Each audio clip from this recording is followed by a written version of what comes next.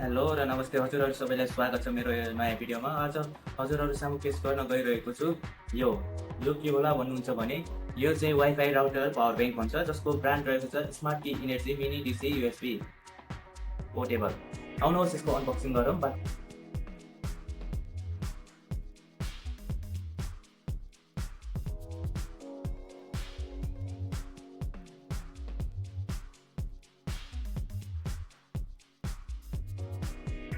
Unboxing भयो complete. अब हामीले यसमा बक्समा पाउन सक्छौँ एउटा युजर म्यानुअल, एउटा ग्यारेन्टी वारेन्टी कार्ड, एउटा पावर ब्याङ्कबाट राउटरमा जाने पावर केबल, एउटा पावर ब्याङ्कलाई चार्ज गर्ने एसी केबल र यो एउटा पावर ब्याङ्क। यसको काम भनेको वाइफाईलाई पावर दिने हो। ल हेरौँ है त यसमा हामीलाई कतिवटा पोर्ट र के मिलेछ। यसको पछाडिपट्टि रहेको छ दुईवटा RJ45 वाला पोर्ट, जसको एउटामा ल्यान युज गरिन्छ भने एउटामा PDE सपोर्ट रहेको छ, एउटा रिसेट बटन रहेको छ। अनि आउटपुटको लागि चाहिँ हामीलाई 3वटा पोर्ट दिएको छ, जसमा 5 वाट, 9 वाट र 12 वाट रहेको छ। यो चाहिँ हाम्रो एसी केबल भयो, जसले यो पावर ब्याङ्कलाई चार्ज गर्ने काम गर्दछौँ।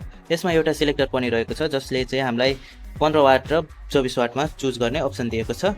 ल यसपछि चाहिँ के दिएको छ अगाडिपट्टि हजुरहरूले देख्न सक्नुहुन्छ। एसकेईको ब्रान्डिङ, एउटा USB केबल कनेक्टर जसले हामीले मोबाइल चार्ज गर्नु पनि सक्नेछौँ, र एउटा पावर बटन अनि धेरै इन्डिकेटर जसमा रहेको छ ब्याट्री पर्सेन्टेज 24 वाट, 15 वाट।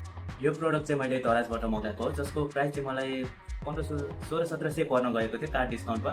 नत्र चाहिँ 2000 लेखेको थियो कार्ड डिस्काउन्ट, भाउचर डिस्काउन्ट यताउता गरेर दराजमा मलाई यो प्रोडक्टको प्राइस चाहिँ 1632-34 यस्तै कति परेको छ, एक्ज्याक्ट पैसा चाहिँ थाहा भएन। अब यस्तै हो, नर्मली लुक एन्ड फिल सबै ठिक छ, राम्रै छ प्रोडक्ट।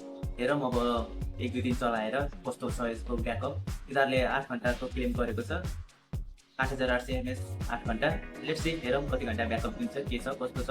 यसको चाहिँ एउटा रिभ्यू भिडियोमा म हजुरहरूलाई भन्ने नै छु। यो चाहिँ छ अनबक्सिङ भिडियो, पार्ट 2 को लागि वेट गर्नु।